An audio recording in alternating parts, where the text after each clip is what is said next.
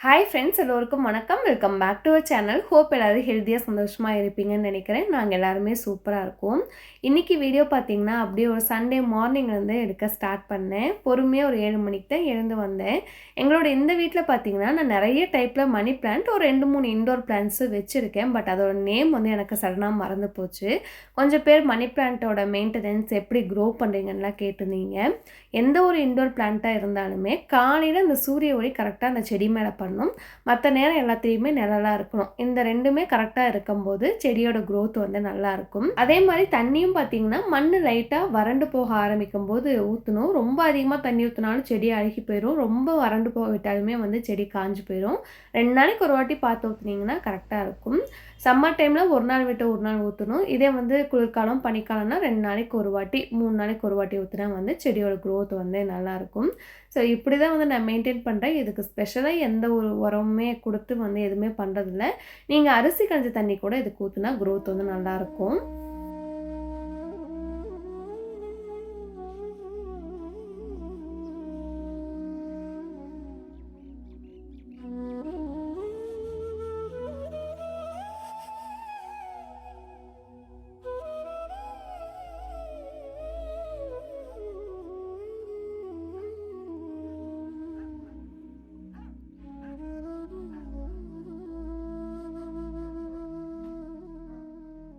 So ரீசெண்டாக Indies வேலியிலேருந்து milk பாட்டும் குக்கரும் வந்து சென்ட் பண்ணியிருந்தாங்க. மில்க் பாட் பார்த்திங்கன்னா வித் லிட்டோட இதோட கெப்பாசிட்டி 1.2 லிட்டர் வந்து பிடிக்கும். நல்லா லாங் ஹேண்டில் கொடுத்து ஸ்மூத்தான ஃபினிஷிங் கொடுத்துருந்தாங்க. பாத்திரம் வந்து அவ்வளோ வெயிட்டாக வந்து இருந்தது. அடுத்து ட்ரைப்ளை ஸ்டெயின்லெஸ் ஸ்டீலை வந்து ப்ரெஷர் குக்கர் டோட்டலாக 1.5 litre capacity. Tri-ply stainless steel அப்படிங்கிறனால ஹீட் வந்து ஈவனாக ஸ்ப்ரெட் ஆகி சீக்கிரம் வந்து குக் ஆகிரும். நம்ம சுண்டல், பட்டாணி, பருப்பு ஒரு டம்ளர் அரிசி வைக்கிறதுக்கு இந்த குக்கர் வந்து போதும். குட்டியாக க்யூட்டாக அழகாக இருந்தது. நல்லா ஹெவி பாட்டம் வந்து கொடுத்ததுனால குக்கரே வந்து நல்லா வெயிட்டாக இருந்தது. 2 ப்ராடக்டோட குவாலிட்டியுமே வந்து சூப்பராக இருந்தது. இதோட லிங்க் வந்து நான் டிஸ்கிரிப்ஷனில் கொடுக்குறேன். நீங்கள் வாங்கும்போது நம்ம கோடு உமாவோட டபிள்யூ யூஸ் பண்ணும் 12% ஆஃபர் கிடைக்கும். செக் பண்ணி பாருங்கள். ஸோ மில்க் பாட் பார்த்திங்கன்னா ஒரு வாட்டி நல்லா வாஷ் பண்ணிவிட்டு அன்றைக்கி பால் காய வச்சு எடுத்து வச்சேன்.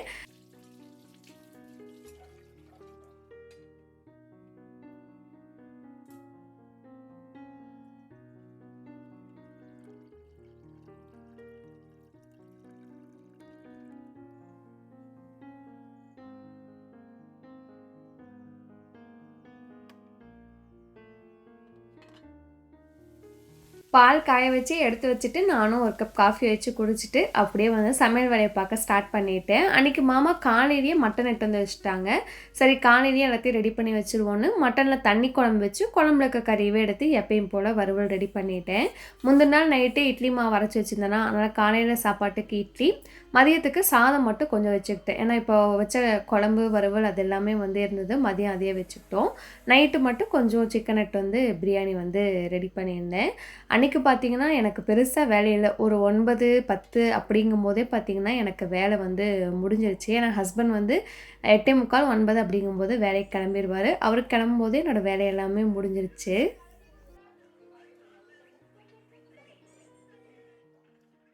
இன்றைக்கி இருக்க போகிற பெரிய டாஸ்க் ஃப்ரிட்ஜ் வந்து டீப் க்ளீன் பண்ணிவிட்டு ரீஆர்கனைஸ் வந்து பண்ண போகிறேன். அமேசானில் கொஞ்சம் திங்ஸ்லாம் ஆர்டர் போட்டிருந்தேன். ரிசீவ் ஆகி 10-15 நாளைக்கு மேலே ஆகிடுச்சு. எனக்கு அதை க்ளீன் பண்ண அவ்வளோ செலப்பாக இருந்தது. பண்ணவே முடியல. சரி இன்றைக்கி பண்ணியே ஆகணும் அப்படின்னு வந்து ஸ்டார்ட் பண்ணிட்டேன். ஃப்ரிட்ஜ் வாங்கியுமே பார்த்திங்கன்னா ஒரு 2-3 வருஷம் ஆக போகுது. அப்போ வந்து பழைய ஃப்ரிட்ஜில் இருக்க திங்ஸை அப்படியே வச்சு பண்ணியிருந்தேன். அந்த திங்ஸ்லாம் ரொம்ப பழசானால எனக்கு கொஞ்சம் பிடிக்கல. எல்லாமே ரொம்ப ஒரு மாதிரி கலர் போய் நல்லா இல்லை. சரி கொஞ்சம் தேவை அப்படிங்கிறத மட்டும் மாற்றிடலாம் அப்படின்னு அமேசானில் கொஞ்சம் திங்ஸ்லாம் ஆர்டர் போட்டு வாங்கியிருந்தேன். ஃபஸ்ட் ஒன் பார்த்திங்கன்னா அந்த 4 கம்பார்ட்மெண்ட்டோட இருக்க பாக்ஸ் தான். நல்லா ஏர் டைட்டாக இருந்தது. மேலே ஹேண்டிலும் கொடுத்துருந்தாங்க. என்னோடய எக் பாக்ஸுமே பார்த்திங்கன்னா ரொம்ப பழசான மாதிரி ஆயிடுச்சு. அதனால் அதையும் வந்து சேஞ்ச் பண்ணிட்டேன். இதில் வந்து எனக்கு தேவை இருக்குது அப்படிங்கிறது மட்டும்தான் வாங்கினே தவிர இதெல்லாம் நம்ம பண்ணியே ஆகணும் அப்படிங்கிறதுக்காக நிஜமா வந்து எதுவும் பண்ண கிடையாது. பழைய திங்ஸே நல்லாயிருக்க திங்ஸுமே வந்து நான் ரீயூஸ் பண்ணிட்டு தான் வந்து இருக்கேன் இப்பயுமே. இந்த 2 பாக்ஸும் பார்த்தீங்கன்னா, நம்ம காய்கறிலாம் கழுவி போட்டு வச்சிட்டோன்னு வைங்களேன், ஒரு வாரத்துக்கு கூட நல்லா ஃப்ரெஷ்ஷாக இருக்கும். மேலே நல்லா ஏர் டைட்டாக இருக்க மாதிரி வந்து கொடுத்துருக்காங்க. முக்கியமா இது வாங்கணுன்னு தான் வந்து நினச்சிட்டே இருந்தேன். ஏன்னா நான் கொத்தமல்லி தழை எல்லாமே வந்து க்ளீன் பண்ணாமல் போட்டு வச்சுட்டு சமைக்கும்போது தான் க்ளீன் பண்ணுவேன்.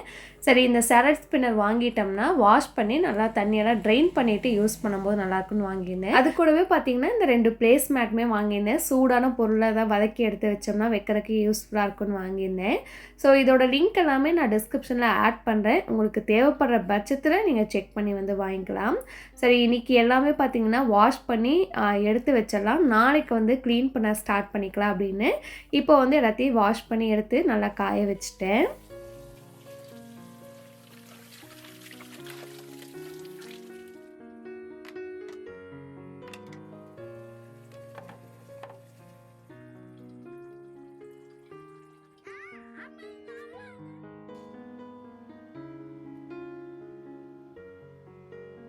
லேகனுக்கு நான் டெய்லி பாலில் கலந்து கொடுக்குற ஹோம்மேட் போன்விட்டா தீர்ந்து போயுமே 3 நாள் ஆச்சு. அவன் எப்போமா செஞ்சு தருவேன்னே கேட்டான். எனக்கு ஸ்டார்டிங் ட்ரபிள் தான். ஒரு வேலையை இன்றைக்கி நாளைக்குன்னு தள்ளி போட்டே இருப்பேன். ஆனால் செய்ய ஆரம்பிச்சிட்டேன்னா ஒரே நாளில் கூட வந்து செஞ்சு முடிச்சிடுவேன். இப்போ ஹோம்மேட் போன்விட்டாக்கு பார்த்தீங்கன்னா மெஷரிங் கப்பில் 1 கப்பில் 2 கப் வந்து மக்கானா எடுத்திருக்கேன். இது தாமரை விதை டிபார்ட்மெண்ட் ஸ்டோர் எல்லாத்துலேயுமே கிடைக்கும். எல்லா பொருளுமே லோ ஃப்ளேமில் வச்சு நல்லா வாசம் வர வரைக்கும் வறுத்து எடுத்துக்கோங்க. ஃபஸ்ட்டு மக்கானாவை வறுத்து எடுத்துட்டு அடுத்தது அதே கப்பில் 1 கப் வந்து ஓட்ஸ் எடுத்திருக்கேன். ரோல்டு ஓட்ஸ் எடுத்திங்கன்னா இன்னுமே ஹெல்த்தி. என்கிட்ட நார்மல் ஓட்ஸ் தான் இருந்தனால அதையே போட்டு செஞ்சுட்டேன்.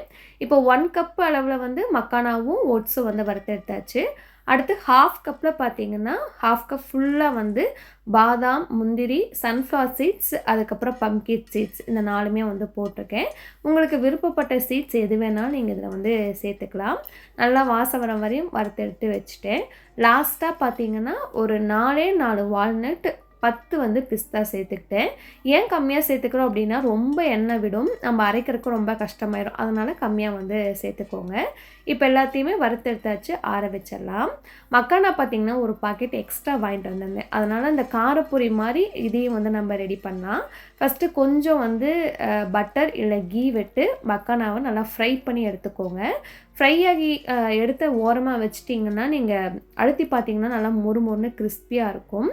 ஃபஸ்ட்டு அதை ஃப்ரை பண்ணி எடுத்துகிட்டு மறுபடியும் இன்னும் கொஞ்சம் கீ விட்டு வரமிளகாத்தூள், உப்பு, கொஞ்சம் பெப்பர் போட்டு நம்ம வறுத்து வச்சுருக்க மக்கானாவும் எடுத்து இதில் போட்டு ஒரு 2 நிமிஷம் நல்லா பெரட்டிட்டு ஏர் டைட்டான பாக்ஸில் போட்டு வச்சிட்டிங்கன்னு வைங்களேன், சூப்பராக இருக்கும். காரப்பொரியோட டேஸ்ட்டே ரொம்ப நல்லாயிருக்கும்.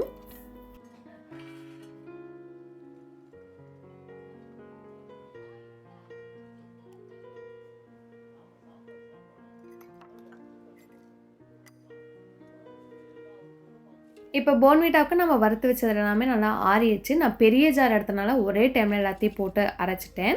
நீங்கள் சின்ன ஜாராக இருந்தால் 2 டைம் கூட போட்டுக்கலாம். கீழே கொஞ்சம் மக்கானாவும் ஓட்ஸும் போட்டு மேலே சீட்ஸ் போட்டு மறுபடியும் மேலே மீதி இருக்க மக்கானாவும் ஓட்ஸும் போட்டிங்கன்னா நல்லா அரைப்பட்டு வரும்.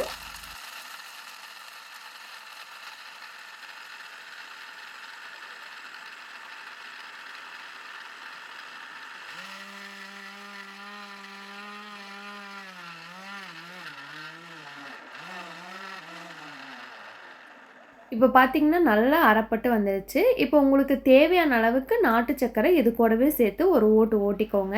ஏன்னா எல்லாம் வந்து நல்லா மிக்ஸ் ஆகி வந்துடும். இதுக்கப்புறம் இதை வந்து சலிச்சு எடுத்துக்கலாம்.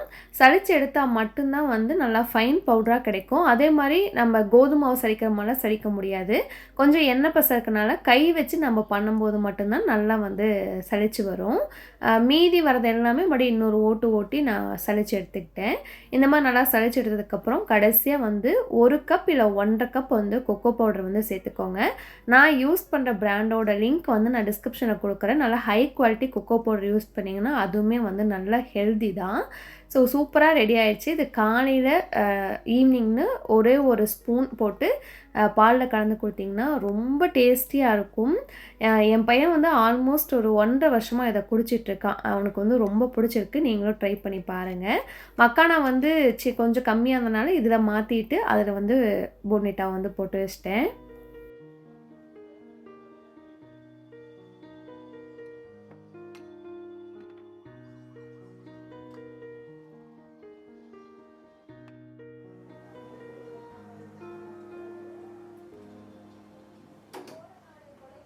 நம்ம முந்தின நாள் கழுவி வச்ச கண்டெய்னர்ஸ் எல்லாம் பார்த்தீங்கன்னா, நல்லா காஞ்சிருச்சு. காலையிலேருந்தே எனக்கு வேலை கரெக்ட்டா இருந்தது. ஷார்ட் வீடியோ, அதுக்கப்புறம் வந்து மத்த வேலையெல்லாம் முடிச்சுட்டு, ஃப்ரிட்ஜ் க்ளீன் பண்ண ஸ்டார்ட் பண்ணும்போது பார்த்தீங்கன்னா, மணியும் 2 பக்கம் ஆகிருச்சு.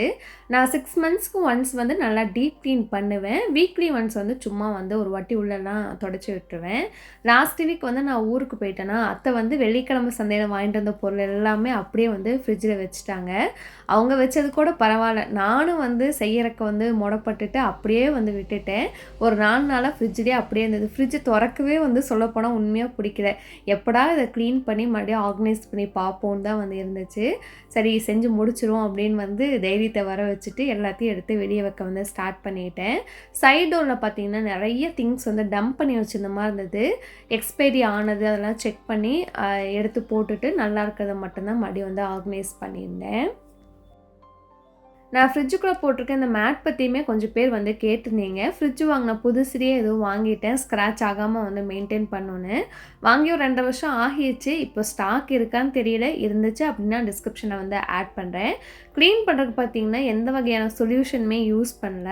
நார்மலான ப்ளெயின் வாட்டரில் எலுமிச்சம்பழத்தை மட்டும் புழிஞ்சு விட்டுட்டேன். ஏன்னா சாப்பிட்ற பொருள்லாம் வைக்கிறோம், ஏன் வந்து லிக்விட்லாம் யூஸ் பண்ணணும், எதுவுமே யூஸ் பண்ணல. இந்த ஸ்ப்ரே பாட்டில் பார்த்தீங்கன்னா செடி கடிக்கிற ஸ்ப்ரே பாட்டில். நார்மலாக இதுக்கு க்ளீன் பண்ண வச்சுக்கிறது எல்லாமே லேகன் விளையாடக்கு எடுத்து உடச்சிட்டான். ஆபத்துக்கு பாவம் இல்லை அப்படின்னு இதையே எடுத்து நல்லா எலுமிச்சம்பழம்லாம் புழிஞ்சு விட்டு ஸ்ப்ரே பண்ணி தொடச்சி எடுத்துட்டேன். தொடச்சி எடுக்கிற கிளாத்துமே பார்த்தீங்கன்னா இதுக்குன்னு நான் தனியாக வச்சுருக்க கிளாத் தான். நார்மலாக கவுண்டர் டாப் துடைக்கிறதுக்கு வேறு கிளாத் தான் வச்சுருப்பேன். இது வந்து ஃப்ரிட்ஜ் க்ளீன் பண்ணுறக்குன்னு நான் தனியாக வச்சுருக்க கிளாத் வச்சு தான் வந்து க்ளீன் பண்ணேன். சென்டர்லாம் க்ளீன் பண்ணி முடிச்சுட்டு சைடு டோருமே நல்லா ஸ்ப்ரே பண்ணி க்ளீன் பண்ணி விட்டுட்டேன். லெமன் வச்சு க்ளீன் பண்ணும்போது பார்த்தீங்கன்னா அந்த ஃப்ரிட்ஜோட ஸ்மெல்லுமே வந்து ரொம்ப நல்லாயிருக்கும். ட்ரை பண்ணி பாருங்கள். நான் ஃப்ரிட்ஜ் வாங்கும்போது பார்த்து வாங்காமல் விட்டது என்னென்னு பார்த்தீங்கன்னா இந்த சைடு டோரில் இருக்க எக் ட்ரே தான். இப்போ வரைக்கும் நான் ரிக்ரெட் பண்ணுறேன். இது நார்மல் ட்ரேவாக கொடுத்துருந்தாங்கன்னா இன்னுமே யூஸ்ஃபுல்லாக இருக்குன்னு தோணும். ஏன்னா சைடு டோரில் எக் வைக்கக்கூடாதுன்னு சொல்லுவாங்க. ஓப்பன் பண்ணி க்ளோஸ் பண்ணிட்டு இருக்கும்போது டெம்பரேச்சர் மாறிட்டே இருக்கும். அப்படி எக் வச்சு சாப்பிடக்கூடாதுன்னு சொல்லுவாங்க. அதனால் சென்டரில் தான் வந்து எக் வந்து வைக்கணும். மற்றபடி இந்த ஃப்ரிட்ஜில் எல்லாமே வந்து சூப்பராக இருக்கும். எந்த குறையுமே வந்து சொல்ல முடியாது.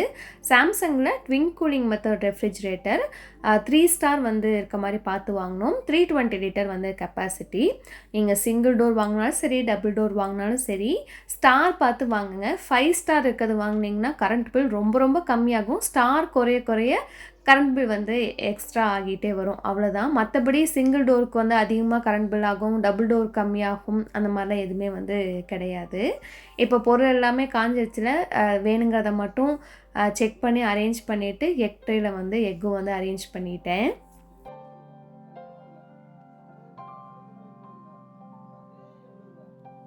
நான் வாங்கின பொருளே என்னோட பர்சனல் ஃபேவரெட்னா இதுதான். நான் ஆர்டர் பண்ணும்போதே இதுக்கு தான் ரொம்ப வெயிட் பண்ணிட்டு இருந்தேன். எனக்கு குவாலிட்டி நான் எதிர்பார்த்தத விடவே சூப்பரா வந்திருந்தது. காஸ்ட் வைஸ் கொஞ்சம் அதிகம் தான். பட் இந்த மாதிரி பொருள்லாம் வந்து ஒன் டைம் இன்வெஸ்ட்மெண்ட் தான். 4, 5 இயர்ஸ்க்கு நம்ம டெய்லி லைஃப்பில் கண்டினியூஸாக வந்து யூஸ் பண்ண போகிறோம். அது கொஞ்சம் காசு போட்டு நல்ல பொருளாக வாங்கினா தப்பில்லை. இது என்னோட தாட். உங்களுக்கு எப்படின்னு வந்து எனக்கு நிஜமாக தெரியல. எனக்கு வந்து அப்படி தான் தோணுச்சு. நான் என்ன யோசிச்சு வாங்கினேன்னா, டெய்லி யூஸ் பண்ணுற கருவேப்பிலை, கொத்தமல்லி, பச்சை மிளகாய், இஞ்சியெல்லாம் ஒரே பாக்ஸில் போட்டு வச்சிட்டோம்னா காலையில் டைமில் எடுத்து யூஸ் பண்ணுறக்கு அவசரத்தில் ரொம்ப ஹெல்ப்ஃபுல்லாக இருக்குன்னு நான் யோசிச்சு வாங்கினேன். அதே மாதிரி ரொம்ப ஹெல்ப்ஃபுல்லாக இருக்குது. கொத்தமல்லியும் பார்த்தீங்கன்னா தண்ணியில் நல்லா வாஷ் பண்ணிவிட்டு அந்த சாலட் ஸ்பின்னரில் போட்டு நல்லா தண்ணியெல்லாம் ட்ரெயின் பண்ணிவிட்டு மறுபடியும் ஒரு 10 நிமிஷம் ஃபேன் காற்றுல வந்து காய வச்சுட்டு அதுக்கப்புறம் தான் வந்து ஸ்டோர் பண்ணியிருந்தேன்.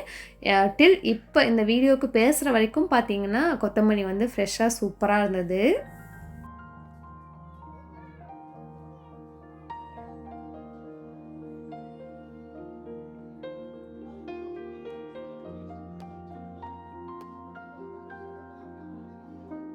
கொத்தமல்லி கீரையோடவே பாலக்கீரையும் வெந்தயக்கீரையும் வாங்கியிருந்தேன். பாலக்கீரை வந்து லேகனுக்கு ரொம்ப பிடிச்சிருந்ததா, அந்த சாதம் நல்லா விரும்பி சாப்பிட்டான். அதனால் வந்து வாங்கிட்டு வந்து ஸ்டோர் பண்ணி வச்சுட்டேன். இந்த 2மே நல்லா வாஷ் பண்ணிவிட்டு சலட் ஸ்பின்னரில் போட்டு நல்லா ட்ரை பண்ணிவிட்டு ஃபேன் காற்றுல காய வச்சுட்டு அதுக்கப்புறம் தான் ஸ்டோர் பண்ணேன். தக்காளிக்கு புதுசாக வந்து நான் பாக்ஸ் வாங்கல. ஆல்ரெடி நான் கீரை வந்து வெஜிடபிள் பேஸ்கெட்டில் போட்டு லெமன் போட்டு வச்சுருந்தேன். பழைய பேஸ்கெட் நல்லா எடுத்துட்டு லெமனை எடுத்துட்டு இதில் வந்து தக்காளி போட்டு லெமனுக்கு புது பாக்ஸில் வந்து நான் போட்டு வச்சுட்டேன்.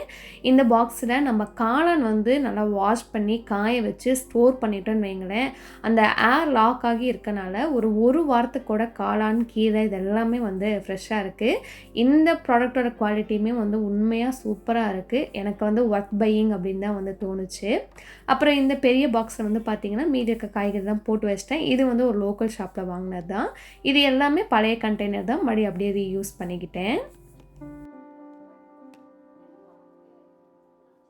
எந்தெந்த பாக்ஸு இதெல்லாம் போடணுமோ அதெல்லாம் போட்டு எடுத்து வச்சுட்டேன். இப்போ ஃப்ரிட்ஜில் வந்து ஆர்கனைஸ் பண்ணிடலாம்.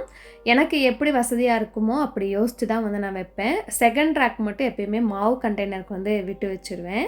அது வந்து கரெக்டாக இருக்கும். மாவு பார்த்திங்கன்னா ஒரு ஷார்ட் வீடியோவில் 1 வீக்கு பிரச்சனை இல்லை அப்படின்னு வந்து சொல்லியிருப்பேன். 1 வீக்னா ஒரு வாரம் முழுசுமே பார்த்திங்கன்னா மாவே யூஸ் பண்ண மாட்டோம். நான் அரைக்கிறதே பார்த்திங்கன்னா மொத்தமாக 2 நாள் இல்லை 3 நாளைக்கு தான் வரும். அதுக்கு மேலே வராது. மீதி இருக்க 4 நாள் 5 நாள் வேறு ஏதாவது தான் செய்வேன். அந்த 1 வீக்கில் ஏதாவது ஒரு 3 நாள் யூஸ் பண்ணுவேன் அப்படிங்கிறத நான் சொல்ல வந்து அது வந்து தப்பாக வந்து கன்வே ஆகிடுச்சு. இந்த ஃப்ரிட்ஜை ஆர்கனைஸ் பண்ணும்போது கூட பார்த்தீங்கன்னா மாவு வந்து இல்லை, அந்த இடம் எம்டியாக தான் விட்டு வச்சுருந்தேன்.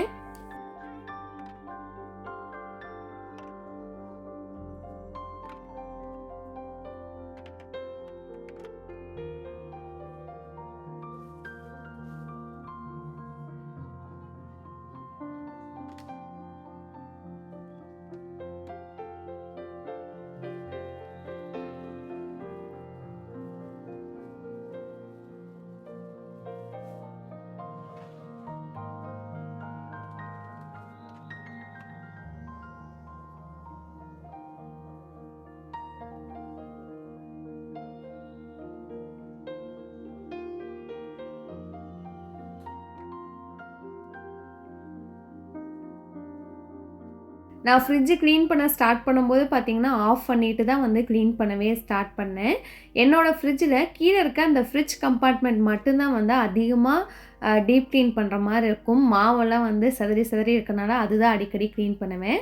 ஃப்ரீசர் கம்பார்ட்மெண்ட் பார்த்தீங்கன்னா, எப்படி வைக்கிறோமோ அப்படியே தான் இருக்கும். சொல்லப்போனால் அதில் வந்து அழுக்கே இருக்காது. இதில் வந்து சாக்லேட்ஸு, அதுக்கப்புறம் பாலாடை, கொஞ்சம் ஐஸ் க்யூபு இந்த மாதிரி தான் வந்து வச்சுருப்பேன். நிறைய வந்து டம்ப் பண்ண மாட்டேன். இருந்தாலுமே அதையுமே ஒரு வாட்டி எடுத்து நல்லா ஸ்ப்ரே பண்ணிவிட்டு தொடச்சி விட்டுட்டு மறுபடியும் வந்து ஆர்கனைஸ் பண்ணி வச்சுட்டேன். இதுக்கு நான் புதுசாக எந்த பொருளுமே வாங்கலை, இருக்கிறத வச்சு அப்படியே ஆர்கனைஸ் பண்ணிட்டேன்.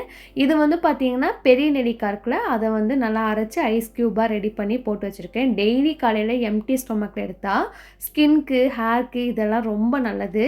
லாஸ்ட் வீக் வந்து ஏபிசி ஜூஸ் வந்து எடுத்துக்கிட்டேன். இந்த வீக் பார்த்தீங்கன்னா நெல்லிக்காய் வந்து போட்டு வச்சுருக்கேன். அண்ட் இந்த மூவபிள் ஐஸ் மேக்கருமே பார்த்தீங்கன்னா ஃப்ரிட்ஜோடவே கொடுத்துருந்தாங்க. தண்ணி ஊற்றி வச்சிட்டோம்னா ஒரு மணி நேரத்துலேயே ஐஸ் க்யூப் வந்து ரெடி ஆகிரும். பட்டருமே பார்த்தீங்கன்னா குட்டி குட்டியாக கட் பண்ணி ஃப்ரீசரில் வந்து ஸ்டோர் பண்ணிக்குவேன்.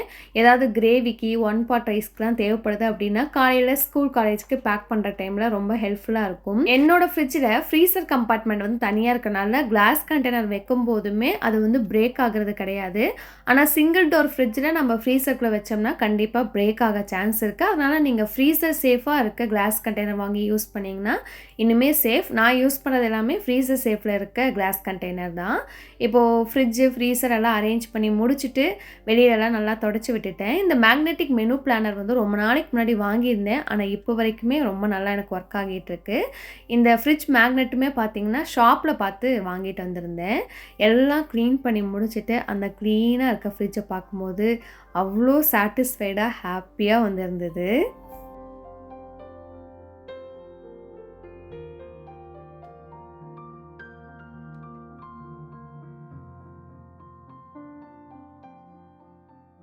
2 மணிக்கு வேலைய ஆரம்பிச்சு ஃப்ரிட்ஜ் க்ளீன் பண்ணி முடிக்கும்போது பார்த்தீங்கன்னா, மணி 5, 5:30 ஆகிருச்சு. காலையிலேயே 1 லிட்டர் பால் எடுத்து நல்லா காய வச்சுருவோம். ஈவினிங் பார்த்தீங்கன்னா, நல்லா பாலாடை இந்த மாரி சேர்த்துருக்கோம். இந்த மாரி இருக்க ஆடைய தான் நான் கலெக்ட் பண்ணி ஃப்ரீசர்ல ஸ்டோர் பண்ணி நெய் வந்து எடுத்துட்டுருக்கேன். பால் இன்னொரு வாட்டி நல்லா காய வச்சுட்டு, லேகனுக்கு ஹோம்மேட் போர்ன்விட்டா போட்டுட்டு, எனக்கும் 1 கப் காஃபி வச்சு, ரிலாக்ஸா உட்காந்து பொறுமையா வந்து 2 பேரும் காஃபி குடிச்சோம்.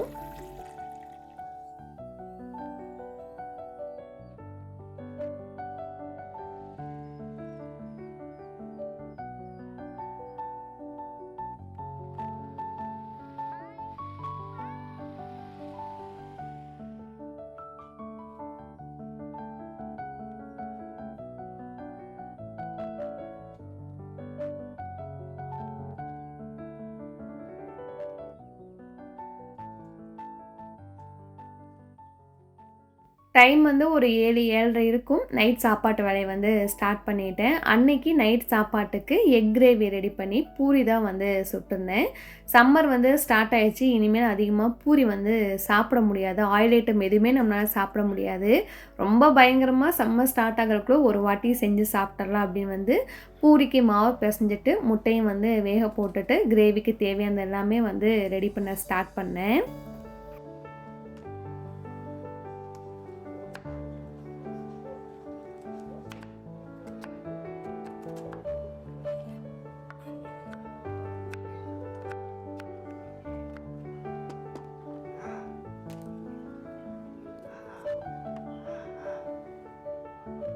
இந்த கிரேவி ரொம்ப சிம்பிள் பட் டேஸ்ட் சூப்பரா இருக்கும். கொஞ்சம் பொருள்லாம் வதக்கி அரைச்சுக்கலாம்.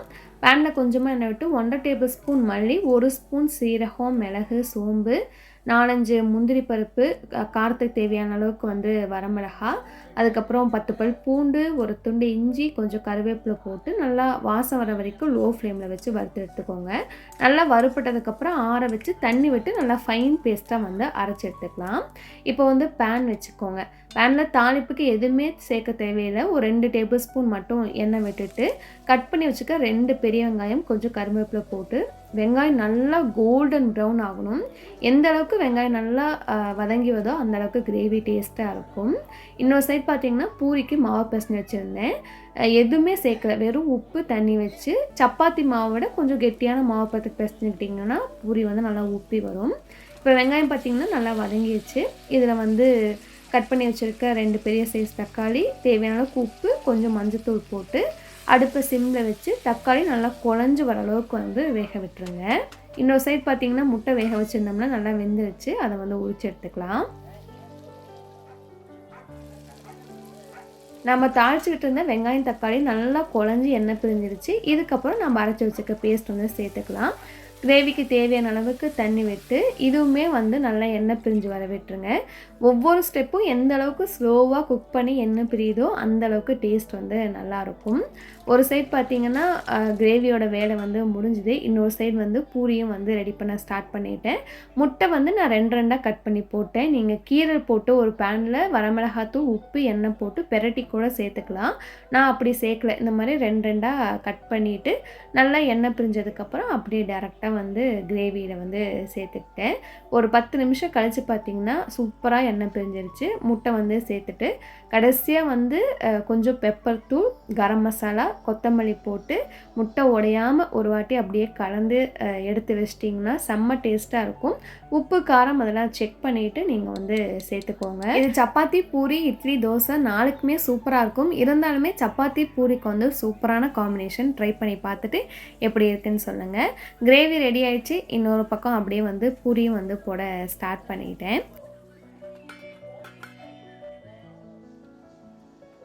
நான் பூரிக்கு பார்த்தீங்கன்னா எண்ணெய் வச்சு தேய்ச்சி போட மாட்டேன். மாவில் லைட்டாக பெரட்டிட்டு தேய்ச்சி போடுவேன். லைட்டாக பெரட்டினீங்கன்னா போதும், சூப்பராக திரண்டு வரும். சப்பாத்தி மாதிரி ரொம்ப தின்னாக இல்லாமல் ஓரளவுக்கு திக்காக போட்டிங்கன்னா பூரி நல்லா உப்பலாக வரும். எண்ணெய் பார்த்திங்கன்னா ரொம்ப அதிகமாகவும் காஞ்சிருக்கக்கூடாது, ரொம்ப கம்மியாகவும் இருக்கக்கூடாது. கரெக்டானதை விட கொஞ்சம் அதிகமான சூட்டில் வந்து எண்ணெய் இருந்துச்சுன்னு வைங்களேன், ஃபஸ்ட்டு பூரியே பார்த்திங்கன்னா சூப்பராக உப்பி வரும். ஸோ அன்றைக்கி நைட் சாப்பாடு வந்து பூரி, முட்டை கிரேவின்னு செம்மையாக இருந்தது. இந்த விலாகுமே பார்த்திங்கன்னா உங்களுக்கு பிடிச்சிருக்கும். நிறைய யூஸ்ஃபுல்லான விஷயங்கள் இருக்கும். கண்டிப்பாக என்ஜாய் பண்ணியிருப்பீங்கன்னு நினைக்கிறேன். ஸோ இதே மாதிரி இன்ட்ரெஸ்டிங்கான இன்னொரு வீடியோவில் நெக்ஸ்ட் வீக் வந்து மீட் பண்ணலாம். தேங்க்ஸ் ஃபார் வாட்சிங். பபாய்.